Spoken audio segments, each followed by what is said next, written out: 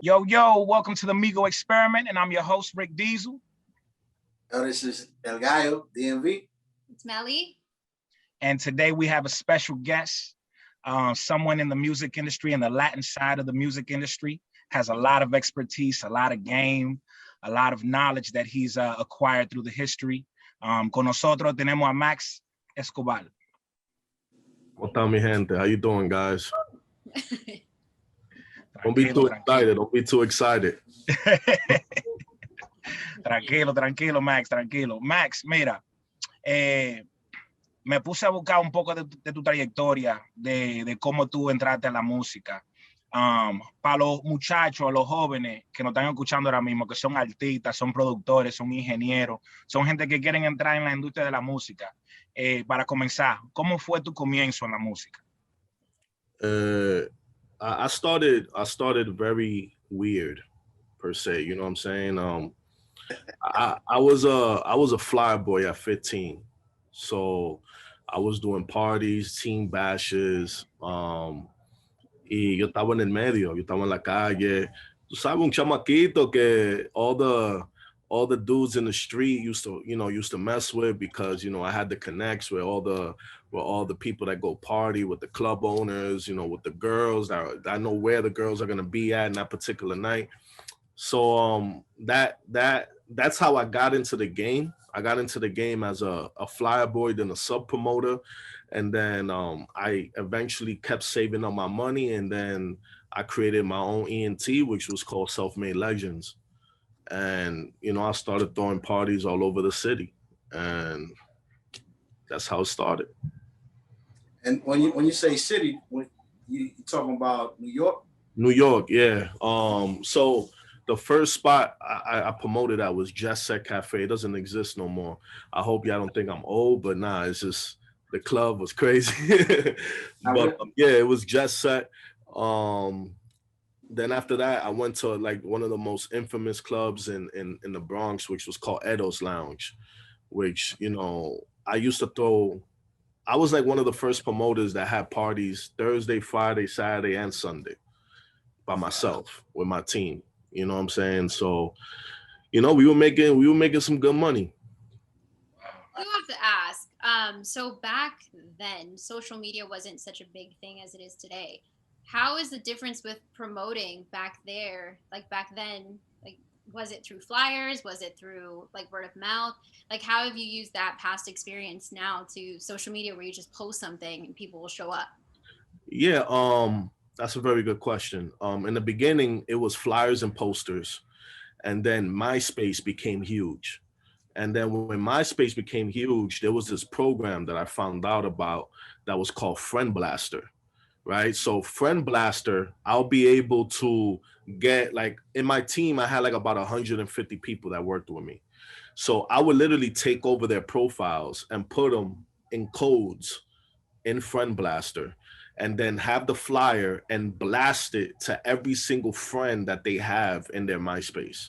So if you have 150 people, if I have 10,000, another one got 20,000, you're literally sending the flyer to over 200,000 people, you know what I'm saying? And it was something that was actually pretty innovative at the time, because very few promoters have Friend Blaster.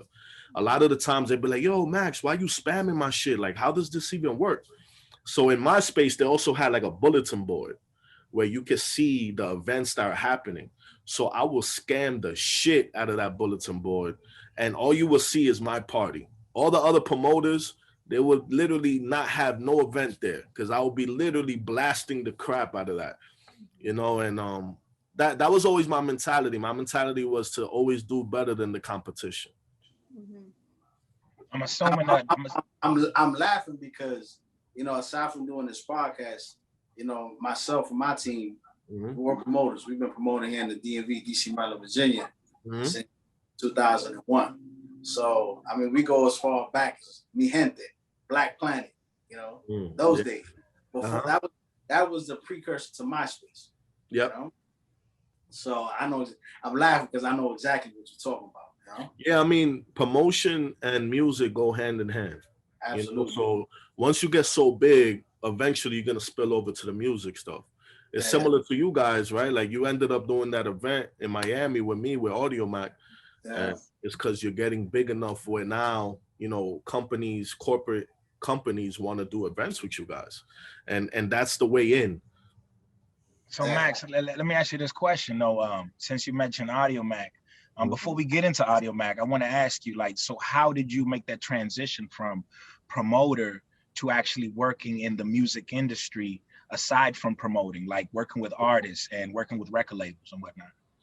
So every record label tries to figure out a way how to penetrate the market, how to get to the people who are listening to the music, the people who are consuming everything that's going on. So I was throwing concerts in the Bronx, and I wasn't throwing like little concerts. I was throwing like Anthony Santos, Fernando Villalona, like a lot of big acts. Lapi Consciente when he first came to the US. So what happened is that there was this company from Jersey, and I say it like that, it's so funny. But Akon had Convict Music. Mm-hmm. So Akon has always been a person that is in tune with the streets. He always wanted the promoters to be with him because he knew that if he had the promoters, he knows he was getting the bookings, he know he was getting the clubs, and that's when Locked Up was bubbling. So a lot of people, what they don't understand is that a lot of hip hop acts, their team is Spanish most of the time. You know what I'm saying?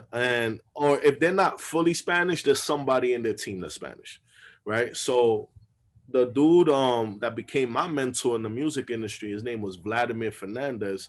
He was the president of Convict Latino. And he brought me on board. I started promoting and pushing the Convict brand. And then we eventually ended up signing Omega at that time. And that's when I could say that my music career as an executive started. Wow, that's huge, man. Mm-hmm. That's really huge. Man, so okay, so you're working with Convict Music, you're working with Omega.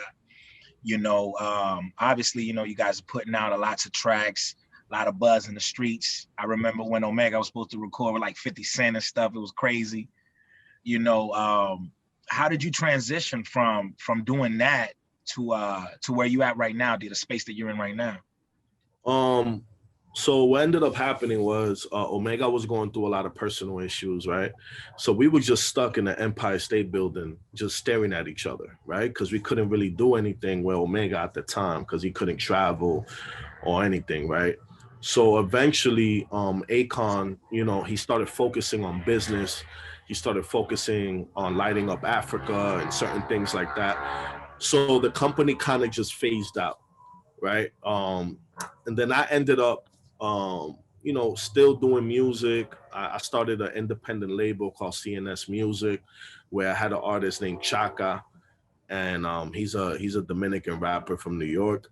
And I had Monkey Money Sean Black. So I started working those two projects. They were super successful. And I was actually working to get a JV with Sony at that time.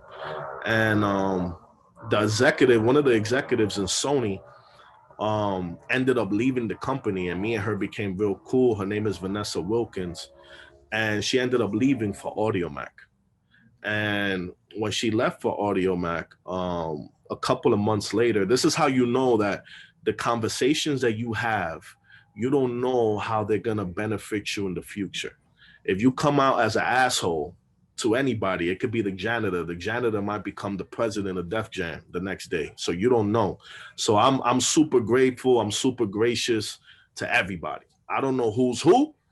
And if you get introduced to me, I'm giving you my smile and I'm saying, how you doing today? You know what I'm saying? Because you don't know who's who. And 6 months later, she hit me up and she was like, yo, listen, Audio Mac is starting the Latin division.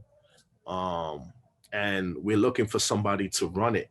And I feel like you're the person because you have all the connections with your music label stuff, with all the experience that you have. So I went in and I did an interview and I knocked it out the park. That's crazy, bro. So tell us a little bit about Audio Mac. I know it's a digital platform But how is it beneficial for the artists versus the other platforms that are out there? You know, we're not gonna give them no promo since we got you here. It's all good. It's very simple, and I say this all the time. When you are an artist that's coming up right now, a lot of those artists a lot of those platforms that are bigger, they're not going to give you the placements that we would give you because we're trying to break artists. They're just trying to basically get the artist once it's broken, right? So we're the A&Rs, right? A lot of the times you look at my playlist and they are the same exact playlist in other platforms because they're seeing that I'm seeing a lot of artists break before they get to those platforms. So what I do is I keep my ears to the street. I'm always in the street. I have the same type of mentality that I had when I was a club promoter. I was constantly meeting artists, constantly going to the studio, seeing what type of team they have behind them. So I could see what artist is going to break before any other platform because I'm the first one there. So you could see a Daddy Yankee record and then you could see a brand new artist under that has dope music. You wouldn't see that in no other platform. And if you go to any other platform, all you see is the top 20 artists all the time. With us, we mix in the emerging artists with the big artists.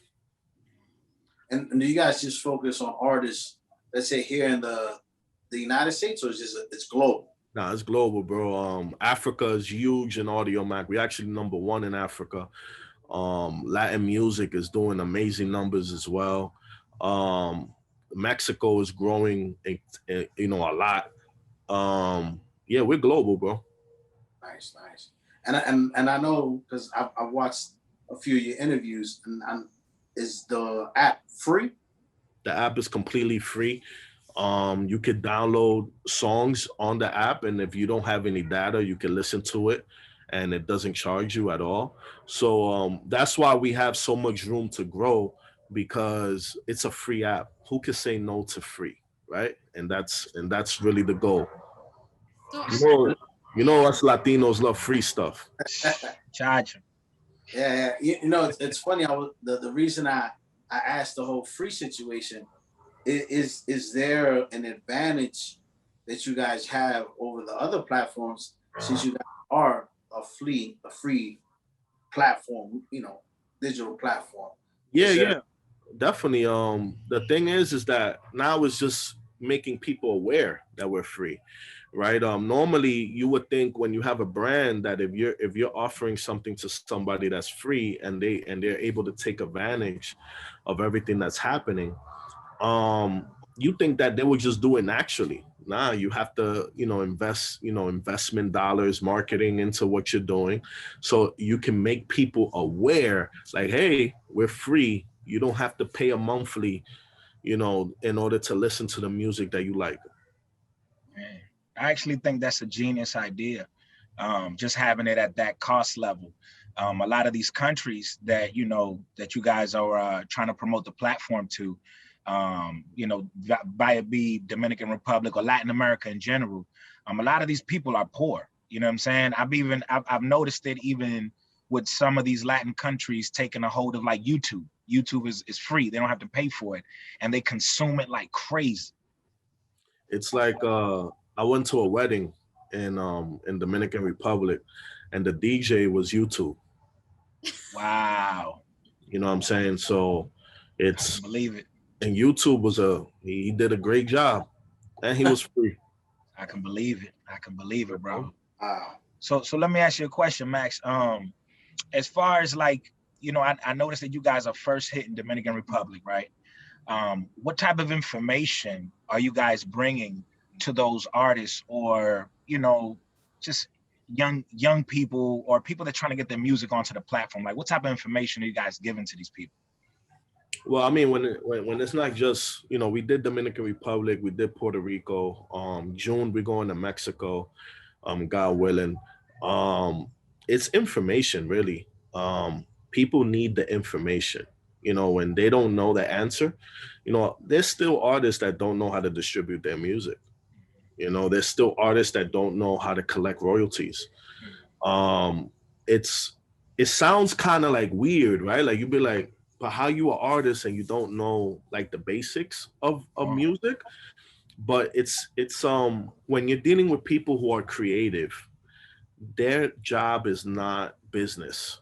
Their job is to create, right? So in the beginning, I used to look at them like they were retarded, or like they were like, what are you doing? Like, how you don't know how to make money off your art? But if you really think about it and you sit back, you're like, you know what? Like, I understand. You care about your art. You don't really care about making money for your art in the beginning, right?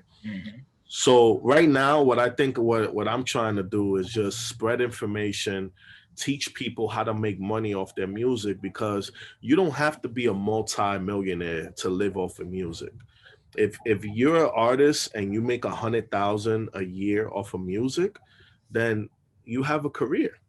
You don't need to make 40 million. You can make 100,000 and still live decent. I mean, you're not gonna have the Rolls Royce, you know, the Patek on and shit, but you can rent it. Right. You know what I'm saying? And you can look like it.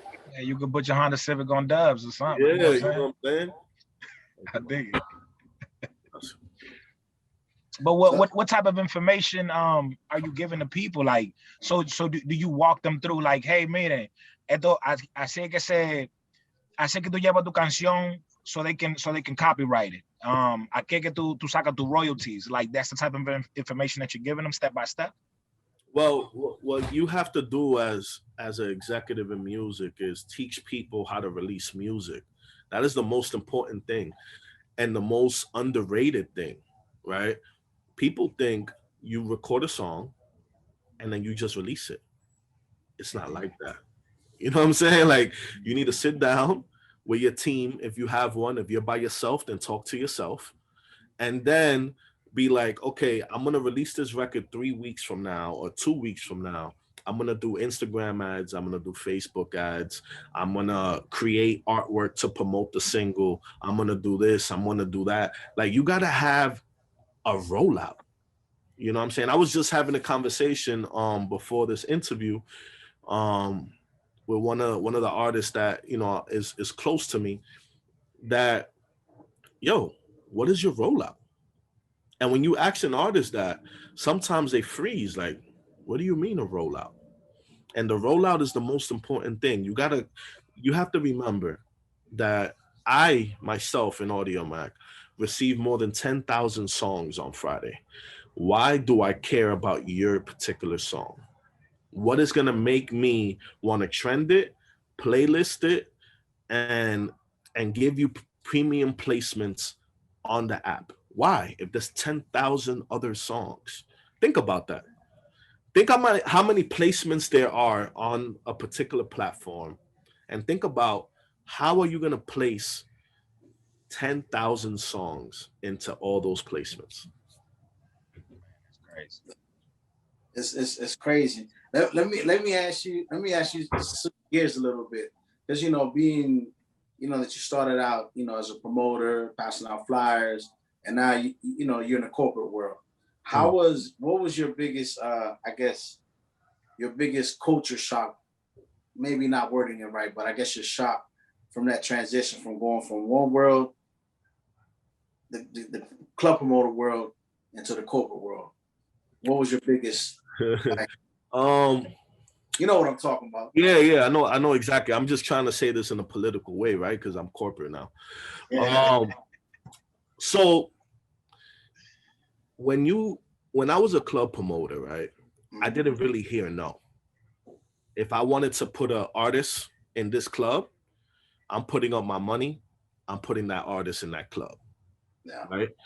When it comes to the corporate world, I don't really hear much no's, because I'm in a position, thank God, where they believe in me and they trust in me that I can make whatever moves I want to make. But that's a blessing. That's a big blessing. Yeah, that's a big blessing, right? But there is certain times when they be like, yeah, we don't want to do that. That doesn't really go with what we're trying to do here. And that's when I go on my Dame Dash rant, you know what I'm saying? And then it happens. But it's the no. It's hearing that, nah, you know, like, you got to remember, in the corporate world, you don't own it. You can be replaced. And I know that's brutally honest, and most people would not say that, but it's the reality.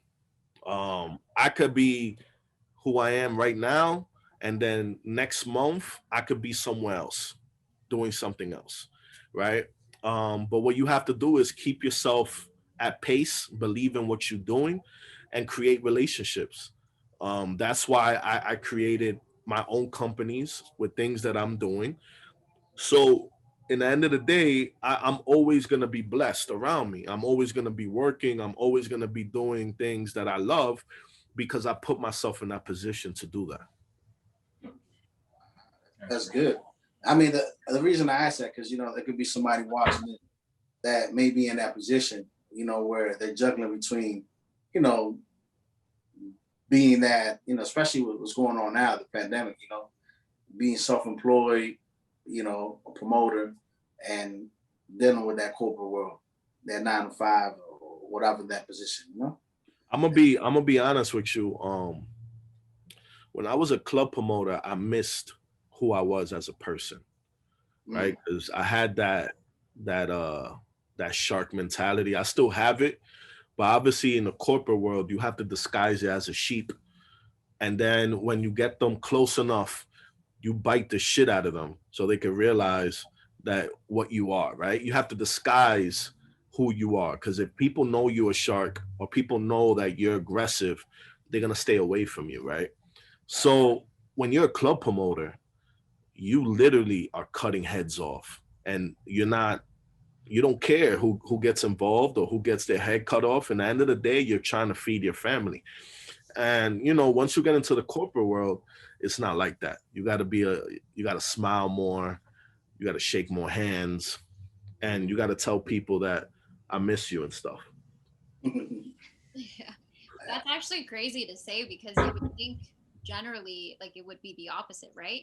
Because the promoter is there promoting it and wants you to come in and join, but it's more cutthroat, as you said. And in the corporate world, where, you know, from an outsider looking in, it seems almost as everybody's like a shark almost there. So it's interesting for you to show that and show that you truly are, like, the best way to succeed is to be true to who you are, right?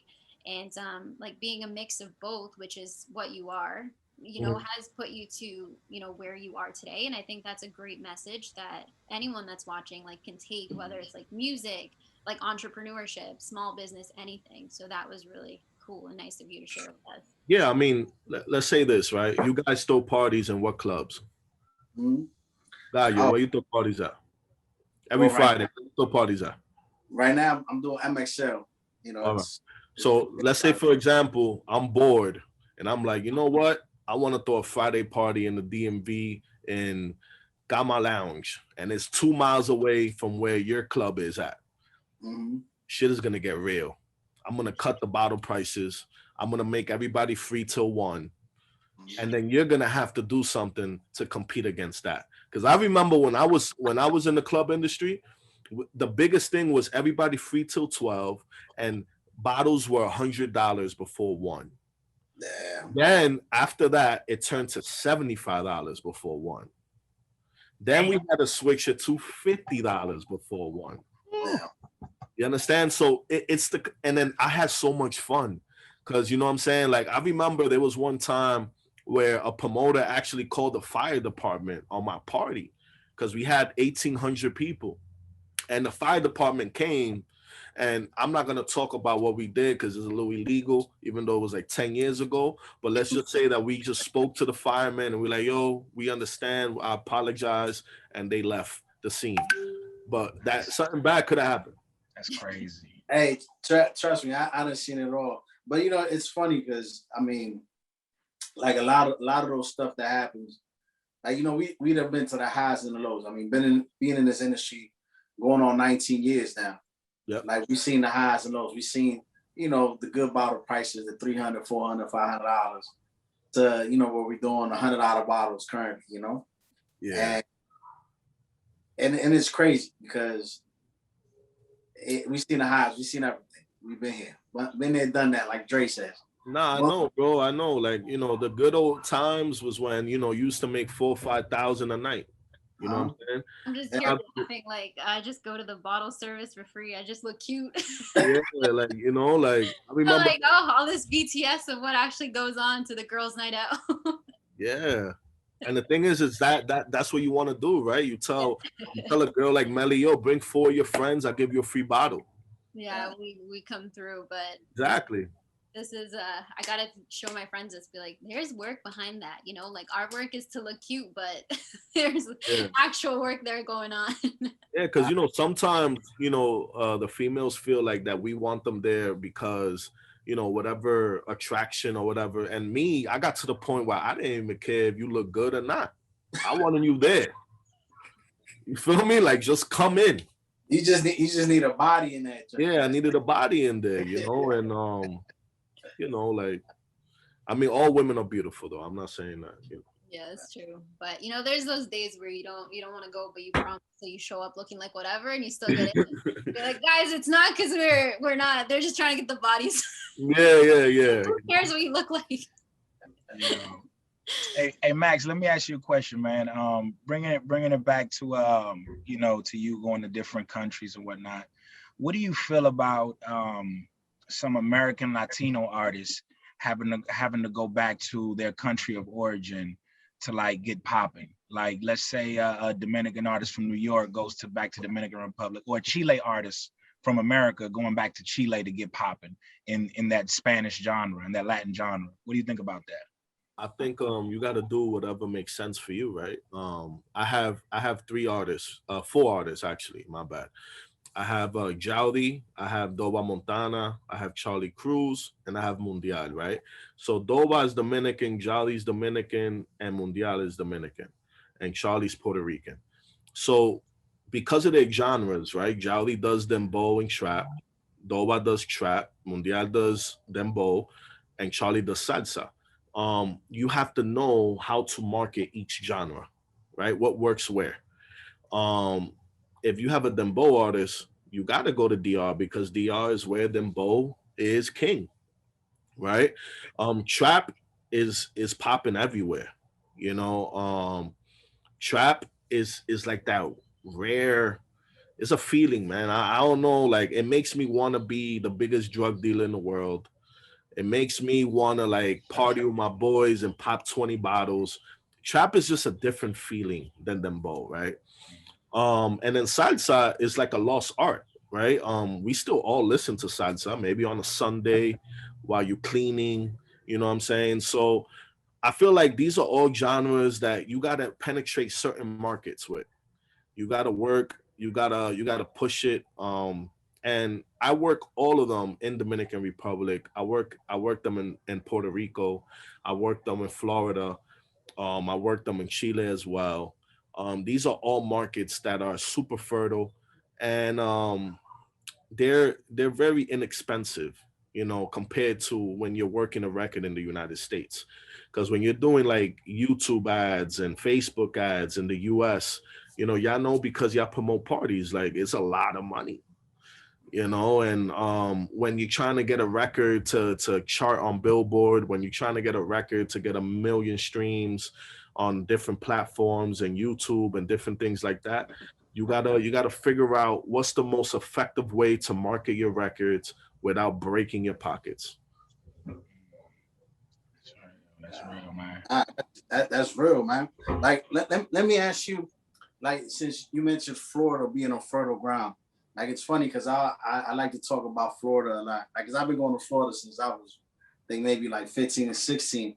And every few years I see like Florida, you know, especially Miami, goes through like a renaissance, you know. But in the last few years, you've seen it kind of become like the epicenter of the Latin music scene, you know, in the last few years. So with that being said, what do you think is going on right now? You think maybe it's because of the pandemic, or is it just a combination of things that Florida has become a very fertile ground, not only just in Miami, but Orlando, Tampa, everything just across the board. Like, to answer that question is in the DMV area is everything open or is not? You know, I get this. I talk to pills a lot. I talk to a lot of people. I had to ask you the same question. It's the DMV area is very interesting. It's depending on the areas that you're in, because it's Maryland, Virginia, and the district. It varies. Like Virginia is, you can consider that could be like the Florida. Okay. Yeah. But they still have some restrictions. Okay. DC, nothing. Like just yesterday, matter of fact, she had a press conference, the mayor. We thought it was going to be a big thing, still at 25%. Nothing really open. Maryland, there's a few counties on the border. There's only one county that have listed restrictions, but it's still at 50%. So it's like it's one of these, you know. In the DMV. So to answer your question, on Saturday, I was at this festival called the Guaya Guaya Festival. Yeah, I saw a lot of people posting that up. Yes, there was 20,000 people there. Yeah. So when I tell you that it's 20, and then the thing is that's so funny to me, right? When you were going in, you can literally get rapid tested, and then your results will come in, and then you're negative, then you'll go in. We all know that rapid tests are super inaccurate, and maybe they didn't really care about the results. We don't know, but let's say that they did. They care about the well-being of everybody, right? That's 20,000 people, and you had over 20 artists performing. You don't see that anywhere else. So if you look at that, you have to look at it from a perspective of everybody is coming to Florida to market their music because the festivals are on, the clubs are on, everything is on. You know what I'm saying? And when you come to urban music and even tropical music, everything is just algarete. Yeah. It is what it is. Everybody for themselves. Drink your tea. You know? Drink your tea, rub your Vicks, you're good to go. Yeah. No. And it's, you know, I mean, we was just down there a few weeks ago. You know, we did an event together. So I mean, it was a dope event. So I see exactly what he's talking about. Did you see the lineup for Rolling Loud? It's like they got every single rapper on that joint. Every rapper from Friday to Sunday. I'm gonna tell you this, bro. Yeah. I guarantee you that they didn't pay most of those artists regular price because some of those artists just want to perform. Yeah. Sure. Like there's some artists that just want to go out and perform. They're tired of being home. Yeah. So I guarantee you somebody that charges 40 would be like, yo, give me 25 and I'm out. Yeah. No, and it's funny because I was talking with one of my business partners about what you just said. Like, yo, once things open like back to normal or to some normality, like people are just gonna want to get out and just do. What's gonna be normal though? That's the biggest question of all. Yeah. I mean, we're seeing it here in DC, like just the city alone. Like they made a big hoopla about, yeah, we're gonna open, we're gonna have a press conference. Oh yeah, we're at 25%. Like, really? You know, nothing's changed. You know? Bro, I seen something on, I think it was YouTube, where it was called quarantine dating. Where you literally would ask a girl out or whatever through Facebook or Bumble or whatever. I forgot where was it that this couple met or whatever. And they were literally on FaceTime eating. He sent food through Uber Eats to the girl, and he sent himself food, and they were talking and eating the food. Like, is that normal? Like, I'm like, bro, I can never do that. That's I mean, at least to me, that's not normal. I'd rather book a flight, go where you at, go to Orlando, go to Miami, and just sit at a bar and talk to some stranger. And that's the thing too, that I feel like a lot of people don't understand, that this pandemic has caused a lot of harm to people, because now regular conversations don't really exist. A lot of people are texting, a lot of people are calling, but to go meet up with your boy and go shoot hoops and do this and do that, people ain't doing that no more, bro. It's become a risk. And they're becoming socially awkward, bro. Yeah. You could tell by the events in Miami. When I was in Miami, there was some people coming up to me, looking at me with the big eyes and shit. And I'd be like, oh, this dude's on coke or something? Like, what's going on? Probably. You know me? But it's just that they just happy to be outside and talking to people and being able to get a drink, bro. Like I used to love going to a bar and just having a drink and having a conversation and, you know, just talking about things that I'm interested in, bro. But it's been a year. Think about it. It's been a year, a little bit over a year. Over a year that we've been in this pandemic, bro. Yeah, over a year. And like in this certain demographics of people that are still even scared, and when they do come out, it's just like you said, they look at you with big eyes. You're like I've had people that have come out and they'll come out with gloves on, like, you know, like, if you're gonna do that, then don't go outside. If you're gonna look like you work for like a utility company, don't come outside. Like full shield mask. Yeah, with the whole joint. Yeah. And then you realize, you're like, damn, when people talk, they spit, because you see all the spit on their shield and all that. You're like, damn, but at least clean your shield, though. Yeah. Damn. Yo, pero eso caso de la vida real. For real. You know. Facts. But hey, again, man, we appreciate the time that you took to do this interview with us, because, you know, it means a lot. And to just give the education to the people that are watching, I think is very, very useful. You know, definitely, bro. I appreciate the invitation. Y'all doing a great job, and I'm definitely gonna support you guys, 100%. I appreciate that. Thank you, Max. Thank you, Max. I'm gonna go ahead and follow you on the gram, man. I'm gonna hit you up, man. You got a lot of knowledge, man. Appreciate that, man. Want to wrap it up, Rick? Take it out. Max, by any chance, do you have anywhere where people can follow you, not just on Instagram, where people can reach out to you and actually probably send you music, probably talk to you? You know what I'm saying? Yeah, my Instagram is Max Escobar. My email is max@audiomac.com. Send all your music there. I'm listening to music every day. So send all your music, all the inquiries, any managers or anything that need any help as well, business wise, you can hit me up as well. I could give you some advice.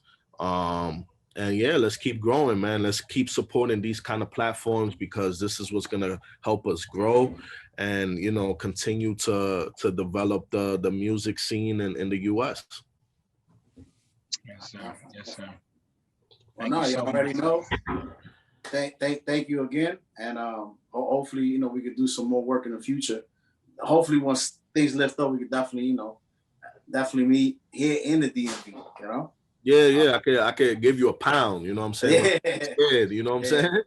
We didn't get a chance to actually meet. Yeah. When we were down there in the party, it was crazy. Yeah, because I stood in the VIP in the corner. We was on the opposite corner. You know? Oh, okay. Yeah. So like I was just trying to stay in that corner, and, you know, at least, you know, people knew I was there, but I didn't want a lot of people come over here because, you know, they want to give you pounds and hug you, and, you know. Hey, look, I had my you gotta protect yourself in my pocket. So every time somebody pounded me, I'd be like, shh. You gotta do the Jay-Z, bro. You gotta do the Jay-Z, the salute, bro. Salute. You know, it's funny, like I be pounding people. I be like, yo, but people are like, yo, come on, man. I be like, cause, you know, our people, you know, it's all they love. So they be like, you my people, you understand. Mm-hmm. Salute. Yeah. I bless you. Journeys. So, we don't want to make that guy in a Beautiful Mind and shit. You know, that Russell Crowe movie where he's there like going like this with soap and shit. You know what I'm saying? Like, you don't want that. Yo, so, I had this one dude at one of my parties a few weeks ago. I pounded him. He felt disrespected. He was like, you know, you're still gonna catch it, right? If you pound me, our skin is touching. I was like, yo, bro, like, relax. That's disrespectful. Yeah. That's a negative dude right there. Yeah. I was like, relax, bro, relax. I still hit the sand 10 times. Nah, it was a pleasure, man. I love the conversation. And hopefully we could do it again. Absolutely. Appreciate you, big homie. Well, make sure to follow me at Gallo DMV. Also, the MIGO Experiment, MIGO Productions. Melly. Oh, you can follow me on Instagram, Melly. And yeah, this was a great interview. I had a lot of fun, learned a lot, and yeah, it was a pleasure to have you. I want to ask one question though before we leave. I'm sorry for interrupting. How is it partying in the DMV, bro? I never partied in the DMV before. Okay, so I'm actually from Canada. Oh, you from Canada? Oh, so how is it to party in Canada? So I'm from Toronto, so it's like one of our peak cities. It's where Drake's from. He's put it on the map. But I went to Canada. So it's pretty much. I don't think it's as intense as the American parties. Last call is like 2 a.m. So it's like pretty. And then there's certain clubs that pre-COVID had like last call was at 4 a.m. But that was like a pretty big event if that was going on. But it's more so just like pretty chill. It's not as intense. They have like limits. So like they'll never overcrowd the club, so like people will be waiting outside, but it's like club culture. It like snows here and we go out in our heels and dresses. It's just part of the culture. You just take a shot to get rid of the cold. But yeah, you could be waiting outside for like a good like half an hour because you can only let certain amount of people in there.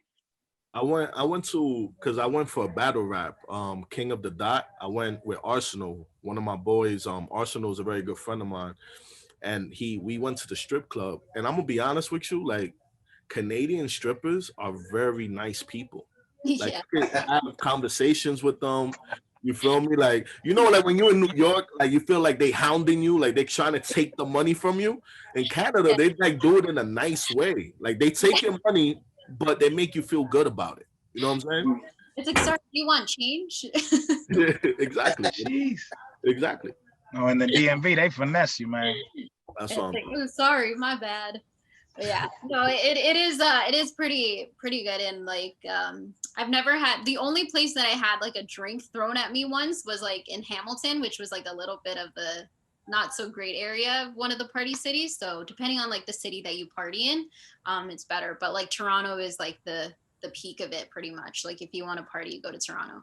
I've never had any bad experiences. It's only like Hamilton, which is kind of like, I don't know, they call them buck tees here in Toronto.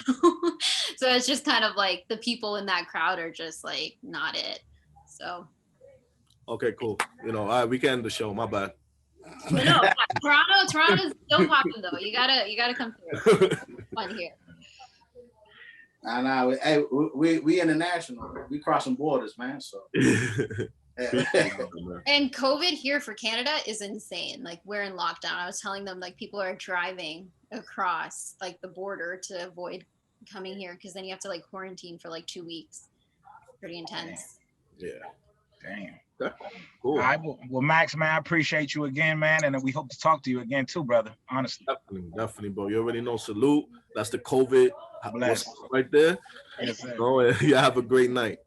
Blessings, brother.